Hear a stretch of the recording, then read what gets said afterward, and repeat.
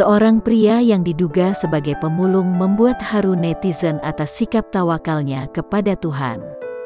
Ia berdoa khusyuk sebelum menarik gerobaknya.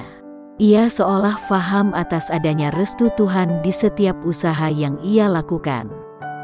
Video tersebut diunggah di TikTok oleh akun @ohinishiva. Pria tersebut menengadahkan tangan sambil berdiri di depan gerobaknya.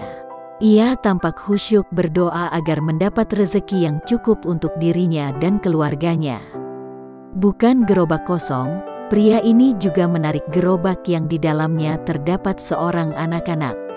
Diperkirakan anak tersebut adalah anak sang pemulung. Anak tersebut terlihat kelelahan juga memejamkan mata saat bersandar di gerobak. Saat sang ayah menarik gerobaknya, anak tersebut turut bangun.